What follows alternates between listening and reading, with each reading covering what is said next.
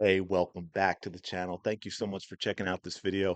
Appreciate it as always. Shout out to the 19. Hope you're having a fantastic day.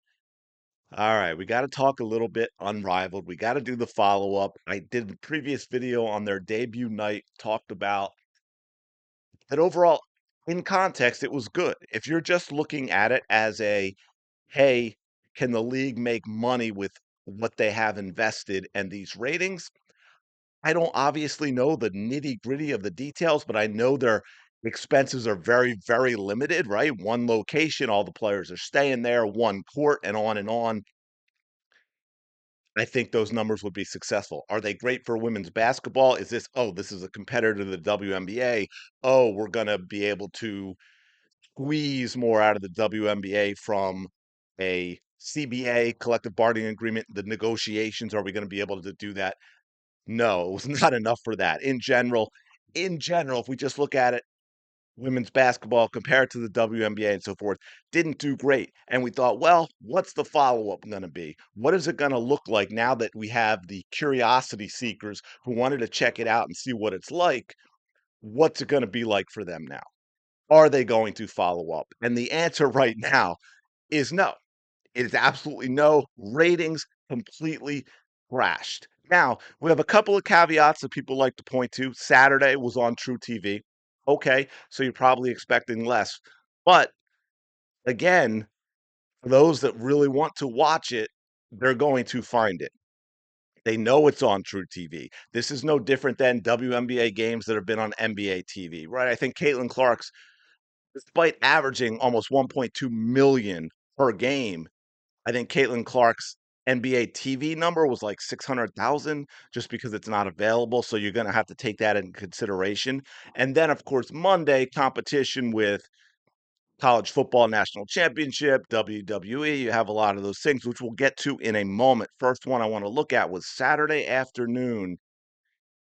0.11. What does that mean? That means 110,000 viewers tuned in. Now, the second game, for whatever reason, is not on here. Yes, I'm wearing my Eagles, folks. I am because we got a big game coming up this weekend. 110,000. So we went from 300 and what was it, 364 and 313 on those two games Friday or something like that, down to 110,000 for Saturday's game. That is huge. That is a monster drop off. That is a we did not like what we saw drop off. And then we say, okay, well, hey, not everyone's going to sit down Saturday afternoon. A lot of other sports on and so forth. By the way, the second game from another source that I saw that I don't have up here, I don't know why it's not on here. I thought it was about 90,000.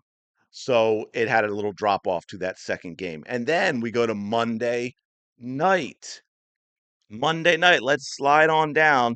We've got them both broken out here. Unrivaled Vinyl versus Phantom, TNT, 190,000 viewers, fewer than 200,000 viewers. And then the follow-up, huge drop off.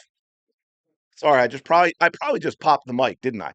Huge drop off, unrivaled Laces versus Mist, 120,000 viewers. That is a nightmare for Unrivaled if that is what they're going to get stuck at. If they're going to continue forward, if they can hold these numbers, because unfortunately, now lucky for them, it was in a way it was only 120,000 because the Laces versus Miss game was a terrible basketball game, right? It was maybe the worst game of Unrivaled in terms of missed layups, missed open shots, so on and so forth. You're seeing them go back, revert to their typical basketball a little more in terms of playing half court, pounding it into the paint, pick and roll, and all that stuff, which just isn't very fun to watch in 3v3. So now we're dropping. We're dropping like a rock. I mean, that is a huge, huge drop to go from Friday over 300,000 to Saturday. What did I say it was 110,000? 110,000. And the second game, I think, dropped to 90,000. We're getting into no ratings territory at this point. And then on Monday, again, people are going to say, oh, well, you had this other competition with sports. Yes, but that's the reality, folks. That's what's normal. Look, and I'll take it away from the WNBA for a minute to get the sensitive people out of it, and I'll even include men's sports. The WNBA, just like soccer in America, men's and women's, both, they play in what is typically the off season because there is less competition for viewership, less competition for people to attend games. Soccer around the world is played, I was going to say it's more of a winter sport, but really it kind of goes through fall, winter, and into spring as well because it is very extended with multiple things, multiple tournaments, and so on. It's I won't get into all that, but it is not played in the summer the rest of the world. It's played in the summer here because there's less competition from other sports, college football, pro football, NBA, college basketball, NHL, and on and on. Those are competitions. And at least for soccer, where it is a little different, but you see it in women's too because they go play overseas, correct? In soccer, with things like transfer players and things like that, and allowing players to go on loan, you can have players playing elsewhere and also playing in MLS, both, which you can't have obviously if you're playing at the same time. So it's not a women's sports thing. It's a reality of the sport. In the WNBA, it is women's, right? It is. I have to be fair. It is women's because it's not the NBA. It's not popular enough to go head to head with all those other options during what is the traditional season. And soccer, men's and women's, it can't go head to head with everything else during its traditional season. So they play in summer. So it's really disingenuous to say that, well, they have this competition. Well, yeah, all those other sports have this competition all the time this time of year. Right? That's what I'm saying. You've got pro football, college football. College football just ended, but you had it all through fall and through the end of the year.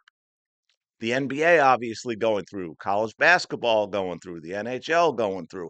These are all normal competitions that you would have if WNBA was playing right now. Let's not forget, this is basketball season. The WNBA has stayed away from it, just like NWSL and MLS, because there's lesser competition in the summer. It gives them a better chance at being successful going forward in their sport because it just does not have the fan base, it does not have the viewership, it does not have the pull in order to succeed in the traditional times in which the sport is played. Now, what I don't know is, does Unrivaled make a profit if these are the ratings going forward? If they're drawing 100 to 200,000 every game, what does that mean?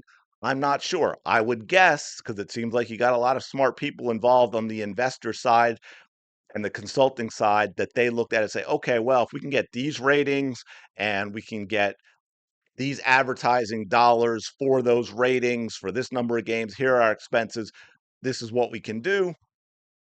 They know that obviously better than any of us do, but it seems like a tough number in order to sustain profitability. But like I said, lucky for them, they one thing I say Unrivaled did really, really well. It was a really smart thing to do, is the way they are playing because they've absolutely minimized the expenses. No travel, no multiple locations. They're all there. They're all in one place.